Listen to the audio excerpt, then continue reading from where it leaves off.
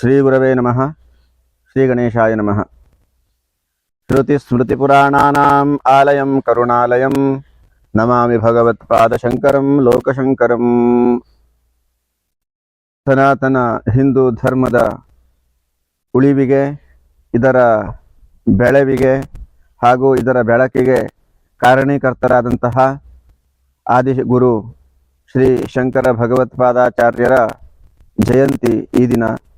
ಆದ್ದರಿಂದ ಎಲ್ಲರಿಗೂ ಕೂಡ ಶ್ರೀ ಶಂಕರ ಜಯಂತಿಯ ಹಾರ್ದಿಕ ಶುಭಾಶಯಗಳು.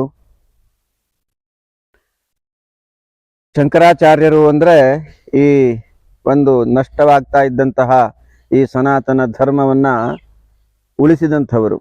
ಸನಾತನ ಧರ್ಮದ ಮೇಲೆ ಅನ್ಯ ಧರ್ಮಗಳಿಂದ ಆಗ್ತಾ ಇದ್ದಂತಹ ದಬ್ಬಾಳಿಕೆಯನ್ನು ನಿಲ್ಲಿಸಿ ಸನಾತನ ಧರ್ಮವನ್ನು ಎತ್ತಿ ಹಿಡಿದಂತಹ ಅತ್ಯಂತ ಶ್ರೇಷ್ಠ ಕಾರ್ಯವನ್ನು ಮಾಡಿದ್ದಾರೆ.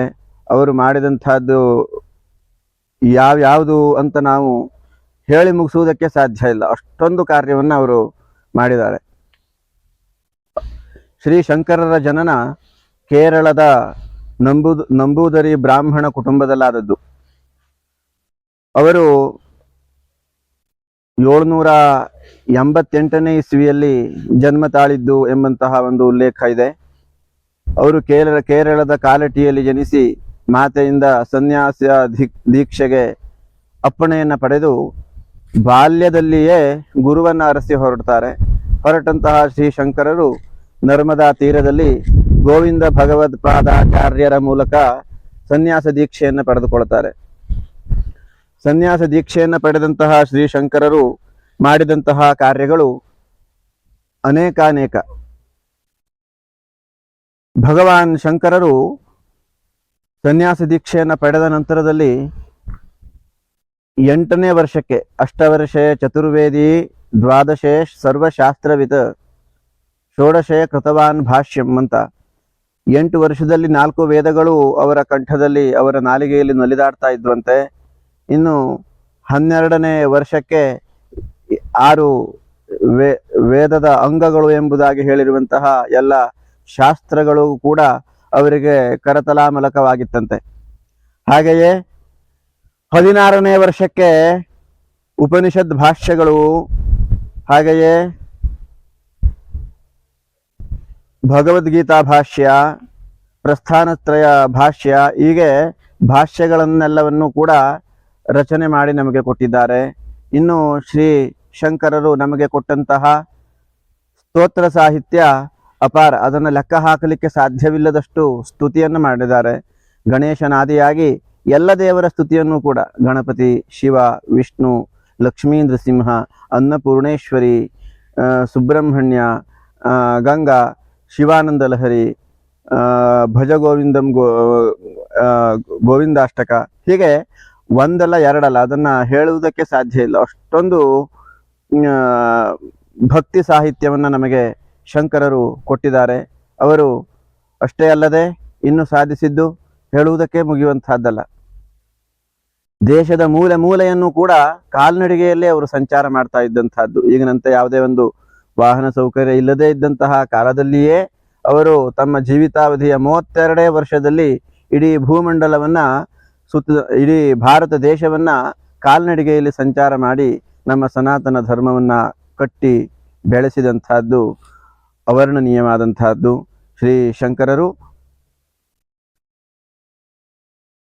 ದ್ವಾರಕಾ ಪೀಠ, ಹಾಗೆಯೇ ಕಂಚಿ ಪೀಠ, ಇನ್ನು ಪುರಿ ಪೀಠ, ಇನ್ನು ನಮ್ಮ ಶೃಂಗೇರಿ ಪೀಠ ಎಂಬುದಾಗಿ 4 ವೇದಗಳಿಗೊಂದರಂತೆ ಚತುರಾಮ್ನಾಯ ಪೀಠಗಳನ್ನು ಸ್ಥಾಪಿಸಿ ಈ ವೇದದ ವಾಂಗ್ಮಯ ಎನ್ನುವಂತಹದ್ದು ನಿರಂತರವಾಗಿ ನಡೆಯುವಂತೆ ಅದಕ್ಕೆ ಬೇಕಾಗುವಂತಹ ವ್ಯವಸ್ಥೆಯನ್ನು ಕಲ್ಪಿಸಿ ಈ ಸಮಾಜದಲ್ಲಿ ನಮ್ಮ ಹಿಂದೂ ಧಾರ್ಮಿಕ ಸನಾತನ ಧರ್ಮ ಎನ್ನುವಂತಹದ್ದು ನಿರಂತರವಾಗಿ ಉಳಿಯುವಂತೆ, ನಿರಂತರವಾಗಿ ಬೆಳೆಯುವಂತೆ ವ್ಯವಸ್ಥೆಯನ್ನು ಮಾಡಿದಂಥವರು.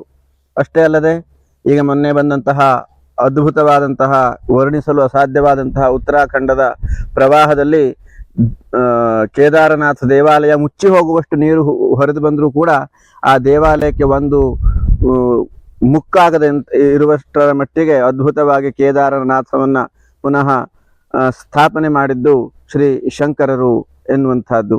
ಇನ್ನು ಶಂಕರಾಚಾರ್ಯರು ಬ್ರಹ್ಮಸತ್ಯಂ ಜಗನ್ಮಿಥ್ಯಾ ಜೀವೋ ಬ್ರಹ್ಮೈವ ನಾಪರಃ ಎಂಬುದಾಗಿ ಆ ಪರಬ್ರಹ್ಮ ವಸ್ತುವನ್ನ ವರ್ಣಿಸಿದ್ದು. ಈ ಜಗತ್ತೆಲ್ಲವೂ ಸುಳ್ಳು, ಆ ಪರಬ್ರಹ್ಮ ಒಂದೇ, ದೇವನೊಬ್ಬ, ನಾಮ ಹಲವು ಎನ್ನುವಂತಹದ್ದನ್ನ ಸಾರಿ ಸಾರಿ ಯಾವ್ಯಾವ ಮತ ಪ್ರಚಾರಕರು ಬಂದರೂ ಕೂಡ ಅವರೆಲ್ಲರ ವಾದವನ್ನು ಕೂಡ ಖಂಡಿಸಿ ಅವರೆಲ್ಲರೊಂದಿಗೂ ವಾದಿಸಿ ನಮ್ಮ ಸನಾತನ ಧರ್ಮದ ಅದ್ವೈತ ವೇದಾಂತವನ್ನ ಸ್ಥಾಪನೆ ಮಾಡಿದಂಥವರು ಶ್ರೀ ಶಂಕರಾಚಾರ್ಯರು, ಪ್ರತಿಪಾದನೆಯನ್ನು ಮಾಡಿದಂಥವರು ಶ್ರೀ ಶಂಕರಾಚಾರ್ಯರು. ಅವರಿಗೆ ಸುರೇಶ್ವರಾಚಾರ್ಯರು, ಹಸ್ತಾಮಲಕರು, ಪದ್ಮಪಾದಾಚಾರ್ಯರು, ಹಾಗೆಯೇ ತೋಟಕಾಚಾರ್ಯರು ಎಂಬುದಾಗಿ 4 ಪ್ರಧಾನ ಶಿಷ್ಯಂದಿರು.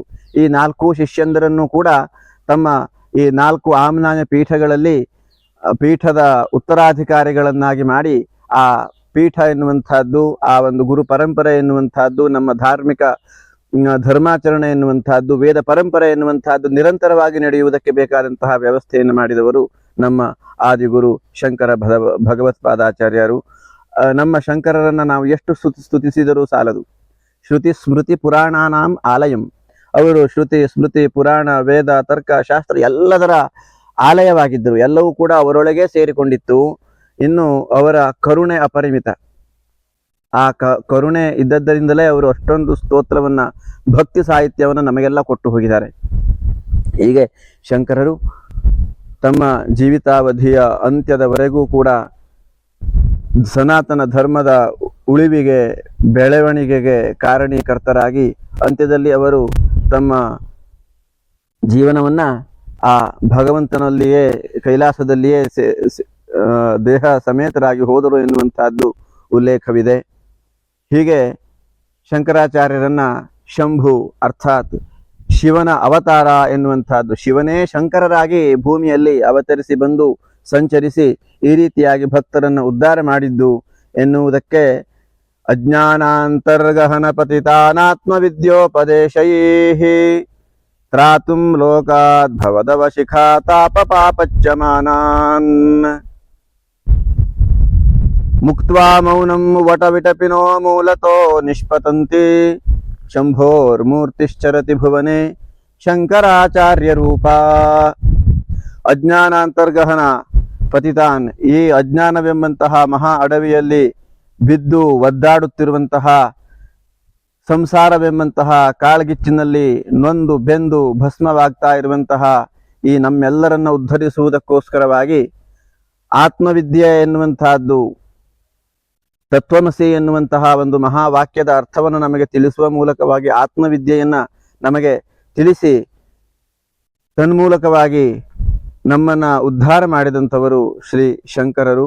ಅವರು ಹೀಗೆ ಮೂಲದಿಂದ ದಕ್ಷಿಣಾಮೂರ್ತಿ ಎನ್ನುವಂಥವನು ವಟವೃಕ್ಷದಲ್ಲಿ ಇದ್ದಂತಹದ್ದು ಎನ್ನುವಂತಹ ಒಂದು ಸ್ತುತಿಯ ವಿಶೇಷ ಇದೆ.